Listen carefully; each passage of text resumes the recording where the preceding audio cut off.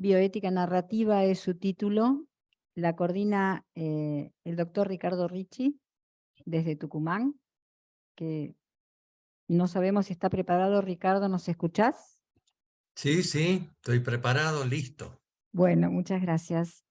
Entonces, damos lugar a esta mesa de bioética narrativa con la doctora Rosina Pache desde acá, presencial, y con Susana Magaláes, que nos va a charlar desde Brasil, desde Portugal, perdón. Así que acá nos disponemos. Bueno, gracias Cristina. Gracias también por estar vos allí, cuidándome la Rosina, que no esté solita. Bueno, esto de la narrativa nos da la oportunidad, o me da la oportunidad en este caso, de presentar a dos amigas. Una de hace mucho tiempo y otra de no hace tanto, pero que es muy grato hacerlo y que uno va, digamos, como haciendo lazos de amistad que se van reforzando en base a la empatía y demás. Así que bueno, tengo que presentarla a mi amiga Rosa Angelina Pache, que la conocen más que a mí ahí en el hospital.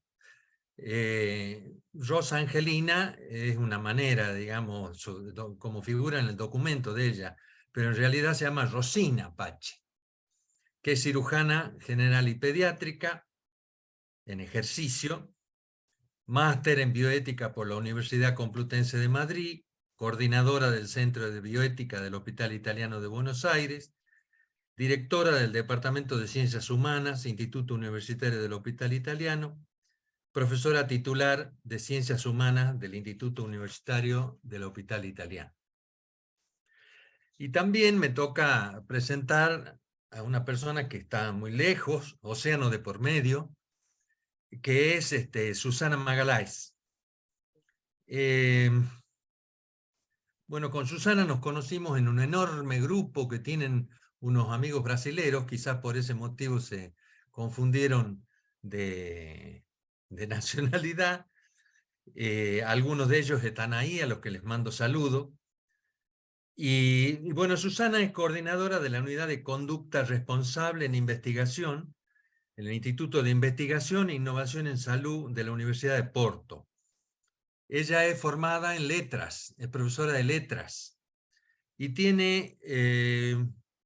es doctorada en bioética por la Universidad Católica Portuguesa con una tesis titulada Bioética y Literatura entre la imaginación y la responsabilidad. Es profesora auxiliar en la Universidad Fernando Pessoa e investigadora en las áreas de medicina narrativa, ética e integridad de la investigación científica.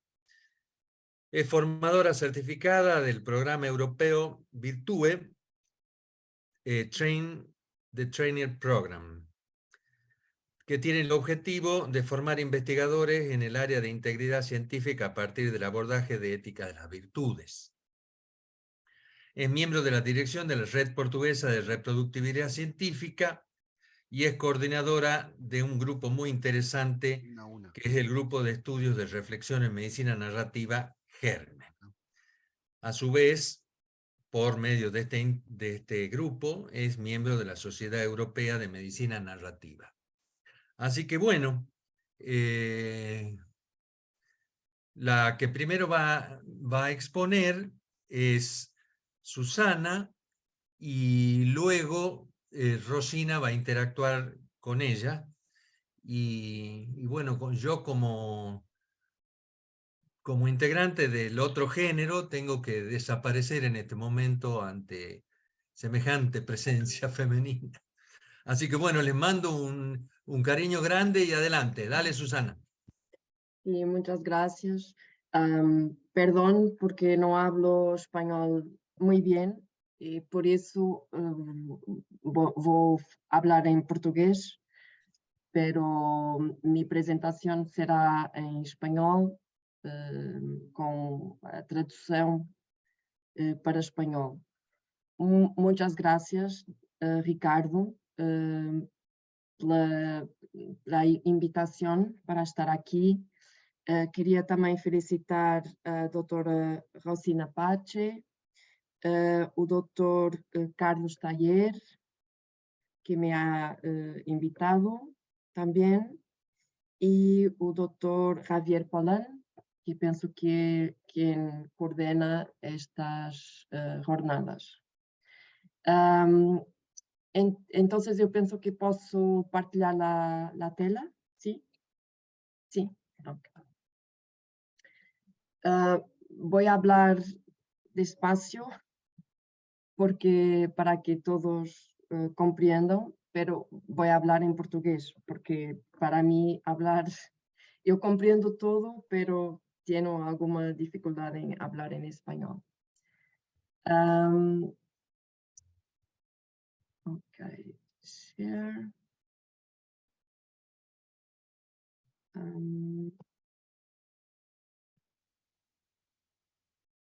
¿Pueden ver?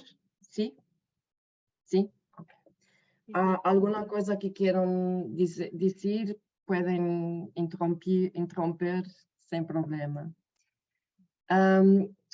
Então, eu vou falar sobre bioética narrativa e sobre o diálogo entre a bioética narrativa e a medicina narrativa e a importância da narrativa para quem tem de pensar sobre questões éticas na área sanitária e também na área da investigação científica. Há algumas ideias que são importantes para mim e que são a base do que eu vou intentar dizer hoje. O nó ético dos cuidados de saúde é a relação. É a relação entre quem sofre e quem cuida e é a relação entre todos os atores neste espaço. Enfermos, família e profissionais de saúde. Quais são os fundamentos desta relação e como é que a bioética e a medicina narrativa podem contribuir para consolidar estes fundamentos? Há 3 R's de la assistência sanitária. Uno é la relación, respeito, o respeito pelo outro. Reconhecer a vulnerabilidade. E este reconhecimento da vulnerabilidade implica responsabilidade e a reflexão que permite reconciliação. Se estes 3 R's estiverem presentes nas instituições de saúde, a pergunta, la cuestión que ponemos é como. ¿Cómo es que las 3 R's pueden ser realidad nos cuidados de saúde? Arthur W. Frank habla en 3 R's, otros R's.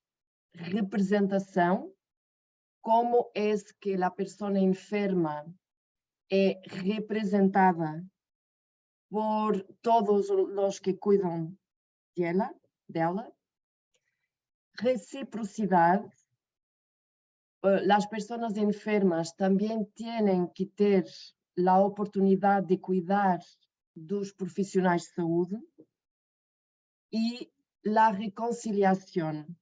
Como é que as instituições de saúde promovem, criam espaços para que os profissionais de saúde possam reconciliar-se com erros, com resíduos morais de más decisões ou de decisões difíceis. a ética narrativa está sempre em diálogo com o que se passa, estabelece um diálogo entre a ética normativa, que está na base das normas e da legislação, da lei, das comissões de ética, dos comitês de bioética, de ética, e a realidade vivida por todos os profissionais de saúde, médicos, enfermeiros, todos. Então, de que é que falamos quando falamos de bioética e de medicina narrativa? Quando falamos de bioética, falamos desta área transdisciplinar em que nos permite questionarmos sobre como devemos atuar sobre a vida humana e não humana. A medicina narrativa propõe tudo o que já foi dito hoje em terapia intensiva, em cuidados continuados, em diferentes contextos. Propõe que os cuidados de saúde sejam baseados em capacidades narrativas que permitam promover este reconhecimento do sofrimento e das vulnerabilidades várias da pessoa enferma e dos profissionais de saúde e das famílias, de todos. E estas capacidades narrativas exigem a capacidade de interpretar a realidade, quer verbal, quer não verbal, e a motivação para agir, porque não é suficiente a poesia, não é suficiente a música, não é suficiente a arte, se não houver uma atitude interior de motivação para atuar, para cuidar de quem sofre. Então, a medicina narrativa, sendo esta prática de cuidados de saúde baseada na narrativa, permite, na verdade, o que Rita Sharon propõe como três fundamentos destes cuidados, que é a atenção ao outro e ao momento, a representação próxima de quem o outro é e a afiliação entre todos, a afiliação entre todos aqueles que intervêm nos cuidados de saúde. E eu penso que a medicina narrativa e a bioética, eu penso que a medicina narrativa deve ter um caráter de intervenção social. A medicina narrativa não é só para ser aplicada dentro das instituições como se estas estivessem fora da sociedade. A medicina narrativa tem um caráter reivindicativo, interventivo, em nome da justiça e da equidade. E, neste sentido, a medicina narrativa e a bioética podem ser aplicadas não só nos cuidados de saúde, mas também na alfabetização sanitária, na promoção de políticas de saúde pública e na própria investigação científica. Tenho muitas histórias sobre o uso das ferramentas da medicina narrativa junto de investigadores de ciências biomédicas e como isso é importante. Então, neste diálogo entre a bioética, a narrativa e a saúde, nós temos que recordar que as questões éticas estão imbricadas no tempo, no espaço, na linguagem, têm atores, são representadas e vividas por várias pessoas e por isso as questões éticas têm uma base narrativa. A medicina narrativa oferece instrumentos e conceitos e ferramentas para abordar esta narratividade das questões éticas.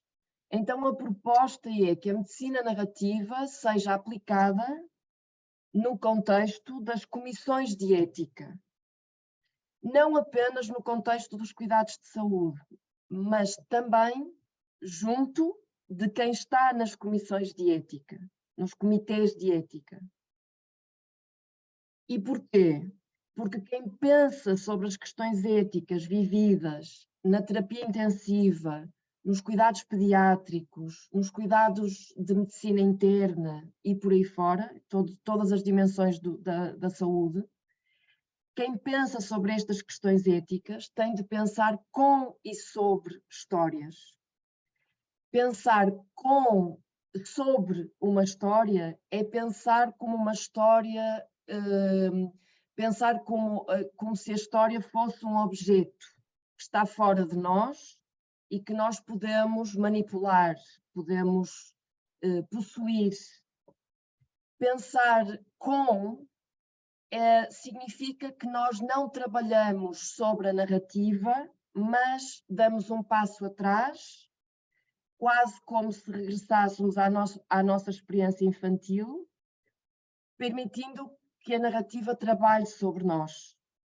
Trazemos a narrativa connosco, como uma película, uma novela, como isso. Pensar com e sobre ética para as comissões de ética e para quem trabalha em bioética significa pensar sobre os problemas éticos através de diferentes enfoques, sobre diferentes formas de responder. Pode ser um enfoque mais deontológico, mais utilitarista, mais baseado nas virtudes.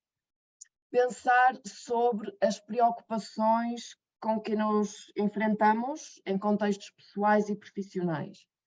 Pensar com ética significa que as reflexões que hacemos num determinado tempo e lugar se perpetuam e nos acompanham, e acompanham-nos como se fossem personagens de películas, de novelas, que nos revisitam e formam parte da nossa interioridade.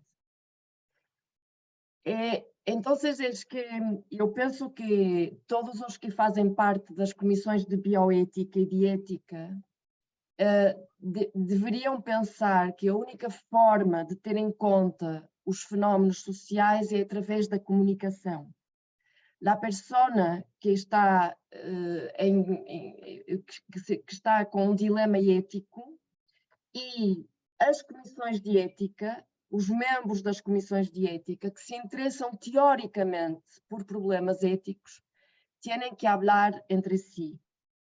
Eu considero que as comissões de ética têm que ter pernas e pés para andar, para caminhar junto de quem vive com os problemas éticos de todos os dias.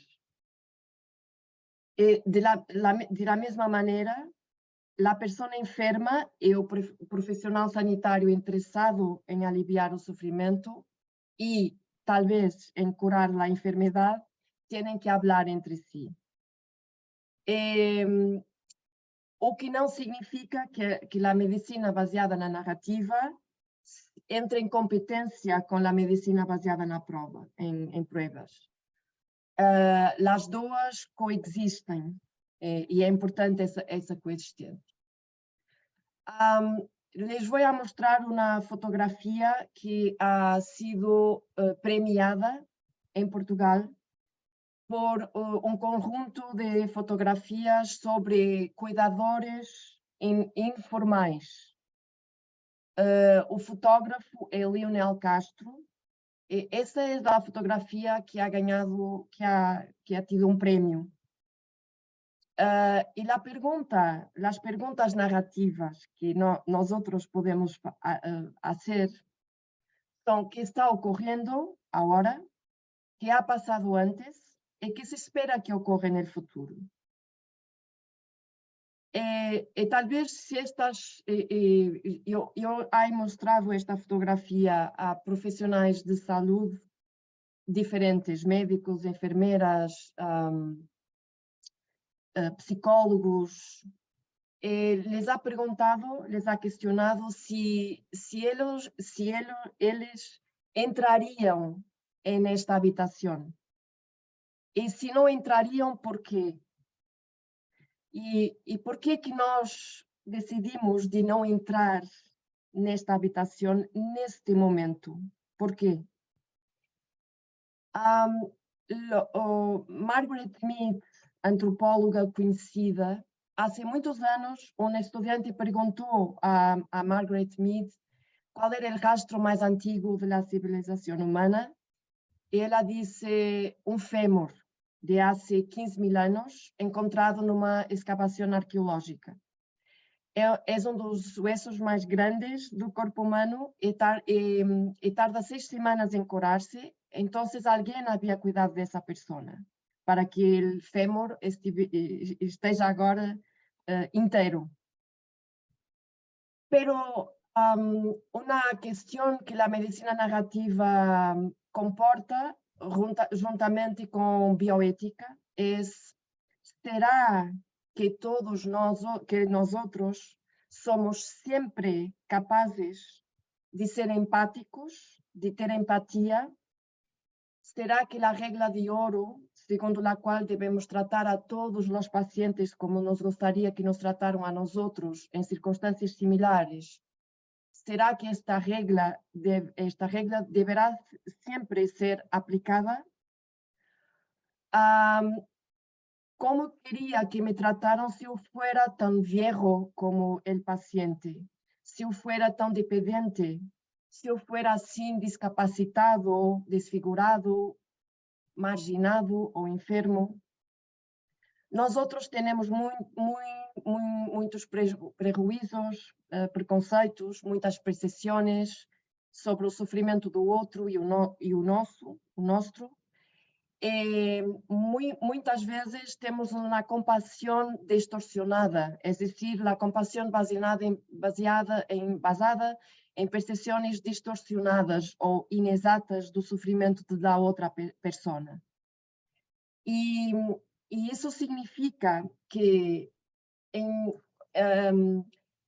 temos que ter consciência sobre as nossas próprias, sobre os nossos próprios prejuízos e sobre os nossos próprios e sobre as nossas próprias percepções, porque senão nós podemos atuar com boa intenção, pero em lugar de sentir que estão sendo escuchados, a compaixão distorsionada pode fazer que os pacientes se sintam devaluados, incompreendidos e aún mais desmoralizados do que inicialmente. Eu, quando hablo com os estudantes de medicina, les digo que é melhor pensar sobre a humildade cultural e narrativa, porque nem sempre conseguimos ser empáticos e nem sempre a nossa compaixão é boa para os outros. E a humildade cultural e a humildade narrativa nos permitem perguntar se, na verdade, nós somos capazes de compreender o outro que está face a nós outros. E esta humildade cultural e humildade narrativa permite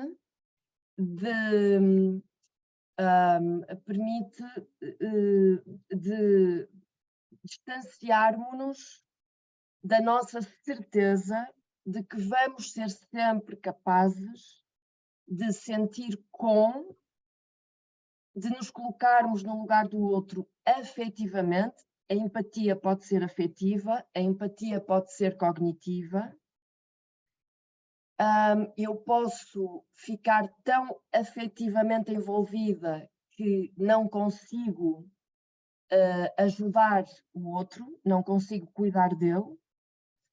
A compaixão, este sofrer com, tem sempre na base a motivação para atuar. E por isso a compaixão é boa, porque tem esta motivação para atuar. Mas pode também ser uma compaixão distorcionada. Então é importante ter isto em conta.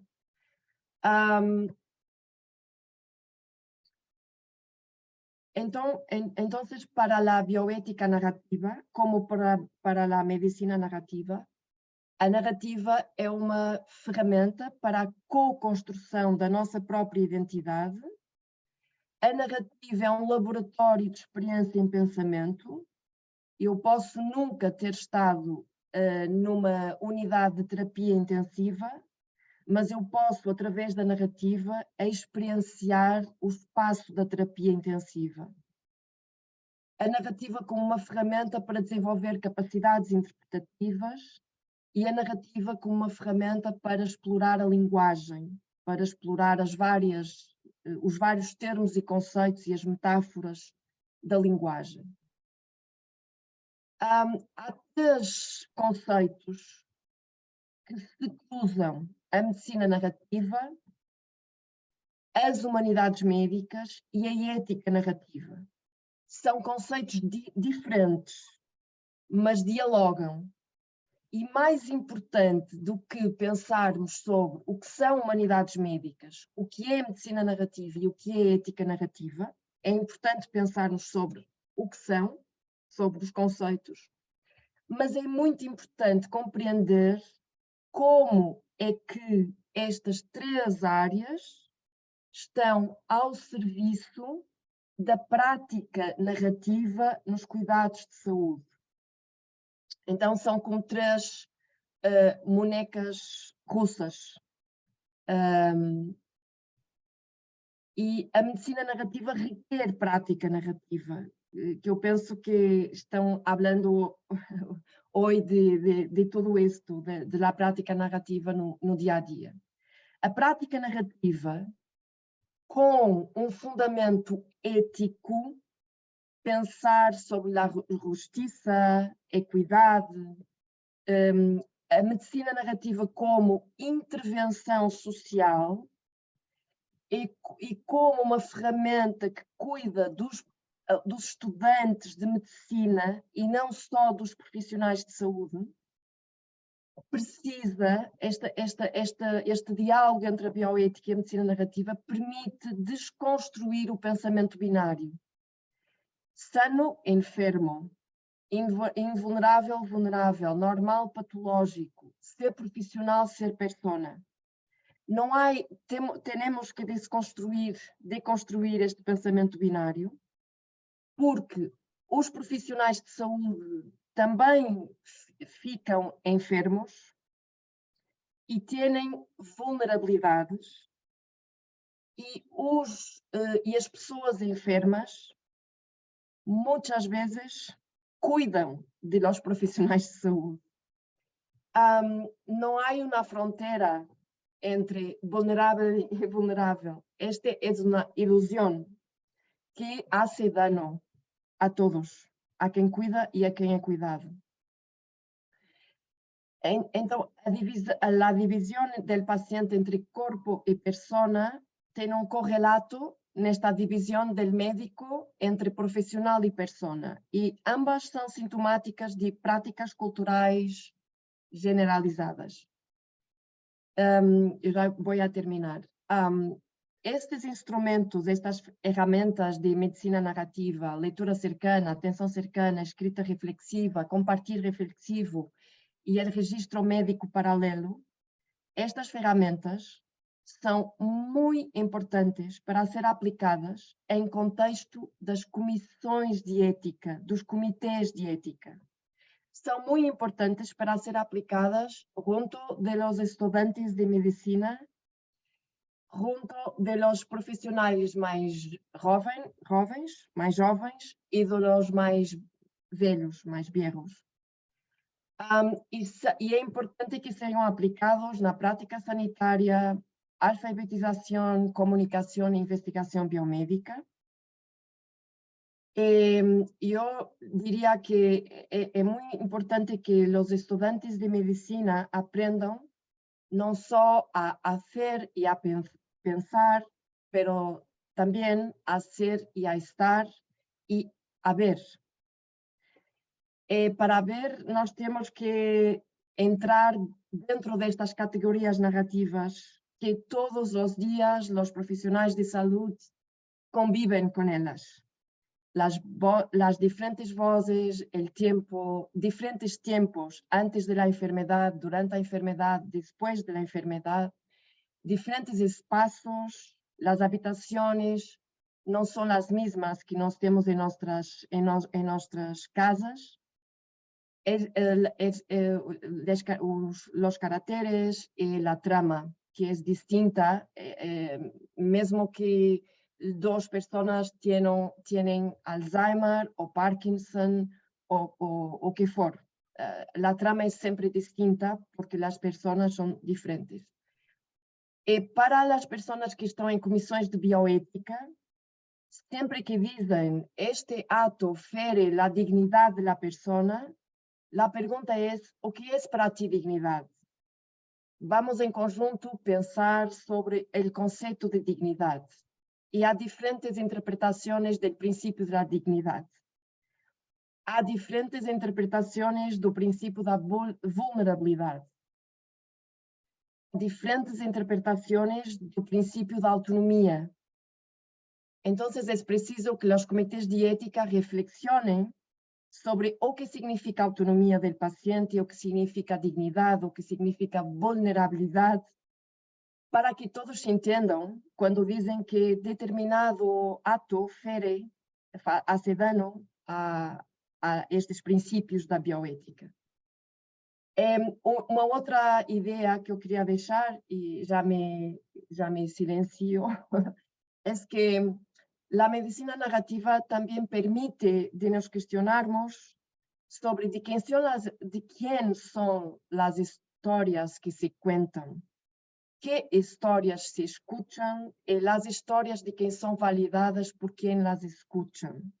Ni siempre nosotros validamos las historias que escuchamos y no las validamos por muchos motivos.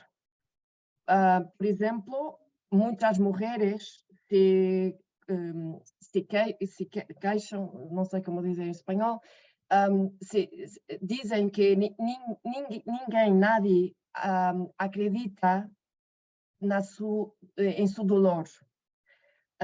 La cuestión de no creer a las mujeres con dolor ya se ha estudiado ampliamente. Las mujeres con dolor crónico han dicho que se desconfía de ellas, que son psicologizadas, y también dicen que se las percibe como histéricas, emocionales.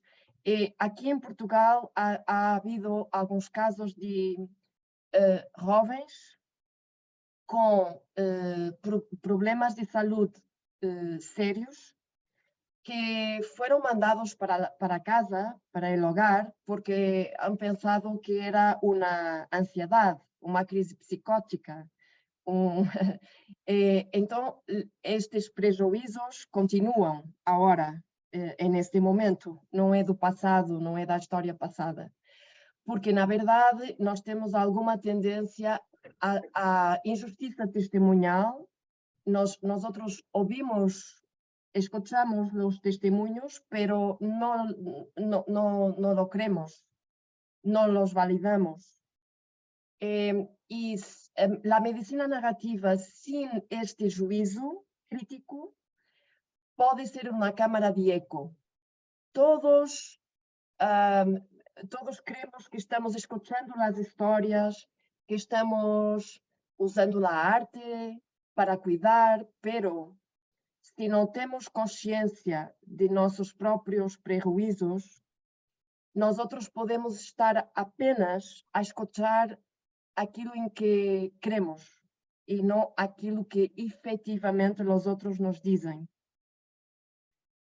E há uma outra provocação por las humanidades médicas para cerrar, que é a narrativa tem limites. Nem tudo é narrativa. Los limites son los limites daquilo que no se puede decir. daquilo que eu não puedo compartilhar através da narrativa, pero puedo compartilhar através de outros meios de expressão.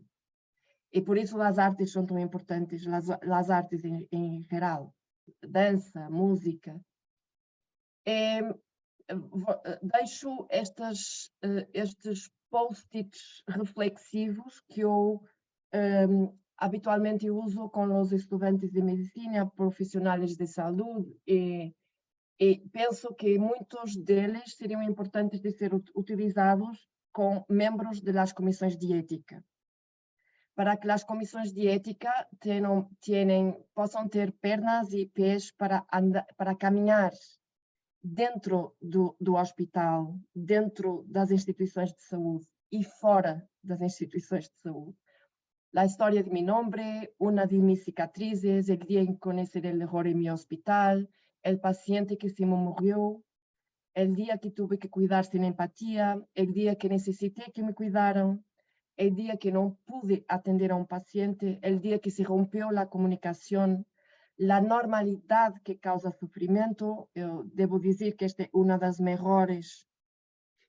um dos melhores post-its reflexivos para fazer com diferentes atores, o no que marcou a diferença e o dia que compreendi o significado de ser médico, enfermeiro, investigador, gestor, por aí fora. Então, muitas graças, perdão por minha dificuldade em falar espanhol. Este é o grupo que coordenamos aqui em Portugal, Germen, e temos podcast em português sobre muitos temas, com participação de profissionais de saúde, enfermos, investigadores, jornalistas, enfim, sobre muitos temas. E o caminho é lento, pero nós podemos ir fazendo a diferença devagar, despacio, calmamente. Muchas gracias. Muchas gracias a vos, Susana. Muchas gracias a vos, Susana. Creo que nos has dado una muestra de, ¿cómo te diré yo? Un sustrato, ¿no? Un sustrato, como el piso sobre el cual, el piso teórico, ¿no es cierto? Sobre el cual apoyarnos para decidir qué es lo que es medicina narrativa y qué es lo que no es medicina narrativa. Algo muy importante para sentir, digamos, que no solamente es cuestión de actitud, sino cuestión de estudio, cuestión de introspección y, bueno, una serie de cosas, ¿no? Que son, bueno, muy interesantes para reflexionar. Me gustaría que Rosina, por favor, interactúe con Susana, con la gran experiencia que ella también tiene. Así que, Rosina, por favor, todo tuyo. Hola, Susana. Muito obrigada. Eu falo portuñol porque viví en la frontera toda mi vida, así que entiendo bastante. Bueno, quiero contar 2 o 3 cositas y después hacerte una pregunta, si puede ser. Algunas sobre nuestro hospital, algunas sobre mi historia en este hospital. Lo voy a contar todo, Polián. Y después te quiero hacer una pregunta que me parece interesante. Sé que estás muy apurada. Lo primero que quiero llamar la atención es sobre la posibilidad que nos da esta institución de hacer esto, porque es totalmente distinto a lo que uno ve en otros lugares y la verdad que es una bendición trabajar acá.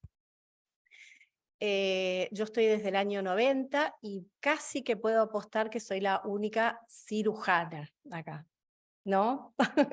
Y en ese sentido recién estaba haciendo algunas reflexiones, entré en el año 90 y los cuando estaba en el quirófano, por supuesto que los pacientes dentro del quirófano, cuando están dormidos, no hablan, yo sentía por momentos que, bueno, estaba juntando caños y que era un plomero o que era un gasista, y decía, ¿ustedes se dan cuenta que hay un paciente acá abajo que siente, que tiene historias, que tiene esposa, que tiene hijos?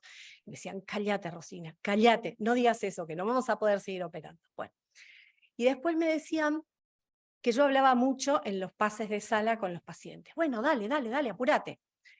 Pero en un momento, y voy a decir el nombre porque pasaron tantísimos años, me quedo hablando con un paciente, yo tenía a mis residentes mayores, esperándome y tratando de hacer la extricación prácticamente de la residente, cuando le pregunto a un señor qué hacía. Y me dice, yo soy Pepino, tengo la hamburguesería. Yo no sabía de qué me hablaba, yo soy de Misiones, nunca había ido a esa hamburguesería, pero se ve que era famosísima. Cuando termino de decir eso, vuelve mi residente mayor, ahí no voy a decir el nombre, pero bueno, algunos lo deben conocer, dice, ¿Pepino? Bueno, la cuestión es que comió hamburguesa gratis por muchísimos años, porque era la más famosa de San Isidro en realidad, pero se ve que todos los adolescentes y jóvenes iban ahí. O sea que hablar con los pacientes tiene muchísima, claro, da Tiene su beneficio. algunos resultados. Así que no es menor. Y en esto de ser habladora y cuentera, bueno, hasta mi hijo me dice, mamá, por favor, deja de encontrarte con gente, porque me encuentro con gente en todos lados, me encanta hablar con la gente, cosa muy rara, por eso conté que inicialmente soy cirujana. Y en el año 94, también hablando en un almuerzo con el doctor Marchitelli, que en ese momento era vicedirector del hospital, le conté que me interesaba esto de la ética que había escuchado. Yo era jefe de residentes, la primer jefe de residentes mujer, cosa rara, atención Ricardo, ojo, y nacía este tema de bioética en esta institución y me dijo Marchitelli, el hospital está interesado en que vaya gente a formarse, te vamos a pagar la inscripción, ¿no? El hospital pagaba. Por eso quiero realmente llamar la atención de nuevo sobre las posibilidades que da esta institución, que hasta las ideas que aparentemente son más locas les da cabida. Y toda mi admiración, por supuesto por Paula, y por Ana, que me parece que se fue de nuevo a su terapia intensiva, ahí está. Toda mi admiración por las cosas que hacen y que hacen en la realidad. Bueno, nace el Comité de Bioética en el año 1994 y de ahí desarrollamos un montón de cosas en este camino y en el camino de la docencia con nuestra cátedra de Ciencias Humanas y Sociales, que sigue dando frutos y dentro del cual teníamos, porque ahora cambió el currículum, un seminario hermoso de medicina narrativa. Creo que la medicina narrativa y la bioética son, por supuesto, claramente distintas, pero hay una parte en la que se solapan y la narrativa, la competencia narrativa, hace que sea más rica una parte de la deliberación, que es el método que usamos. La bioética, a diferencia por ahí de la medicina narrativa, tiene que ayudar a tomar decisiones. Entonces, esa es la gran diferencia. La medicina narrativa puede aportar el manejo de los valores, el encuentro en el mundo de los valores de las diferentes voces, y la bioética tiene que aplicar a un método determinado porque también hay que hacer cosas con los pacientes. Entonces, hay un solapamiento, hay un intersticio donde hay mucho para decir y mucho para trabajar. Bien, mi pregunta para Susana, que está muy urgida por la prisa, es, ¿qué opinás de estos nuevas maneras de la inteligencia artificial que hacen que hagan generación de lenguaje, que es lo que plantea el chat GPT? y cómo nos va a dejar de lado o no. A ver quién gana la carrera. Y con esto yo la dejo a Susana en paz, que tiene que irse a dar clase. Sí, perdón porque no he visto, alguien me había dicho que tenía que terminar más temprano, perdón porque demoré más tiempo. Esta questão é uma questão muito interessante. Eu diria que a inteligência artificial terá o impacto que nós outros permitimos. Porque se os profissionais de saúde são importantes para as pessoas enfermas e para a família, porque conseguem criar relação, a inteligência artificial pode ser usada para dar mais tempo a esta relação. Ou seja, a inteligência artificial pode ser usada como uma ferramenta de apoio ao diagnóstico, às terapias, à tomada de decisão, mas quem tem de tomar a decisão são as pessoas, são as pessoas, e se nós outros usamos a inteligência artificial para termos mais tempo para a relação com o outro, todo será melhor. Pero se nós outros usamos a inteligência artificial para reemplazar esta relação, então será, na verdade, nós estamos entrando naquilo que muitos já dizem que é a realidade, numa era pós-humana. E esta era pós-humana vai a ser outra coisa que não esta que nós outros vivemos agora. E eu tenho esperança que a inteligência artificial seja bem usada, bem utilizada pela nossa inteligência. Nossa inteligência tem que usar as ferramentas de inteligência artificial que não são inteligentes, são programadas para dar mais tempo para as nossas relações humanas. E a decisão bioética, ganha muita importância, porque todos aqueles que desenvolvem programas de inteligência artificial têm que fazer ethics by design, têm que pensar em todas as questões éticas passo a passo. Por isso, nós precisamos mais do que nunca de pensar sobre as questões éticas, me parece, não sei. Una visión sumamente optimista, así que me alegra. Otimista, pero realista, Bueno, no sentido que yo sé los riscos. Yuval Harari, que todo el mundo conocerá, dice que somos storytelling people, o sea, que somos cuenteros, como dice García Márquez, y tiene mucho miedo de en qué vamos a terminar con estas tecnologías. Yo también comparto una visión relativamente optimista. Así que bueno, yo no sé si alguien, Ignacio, acá la doctora Cortines, quieren hacer alguna pregunta. En función del tiempo, creo que vamos a despedirte, que vayas a tu clase. Muy obrigada. Muchas gracias y fue un placer estar aquí. Muchas gracias Ricardo y Rosita, sí. Y todos los otros que me han escuchado. Gracias.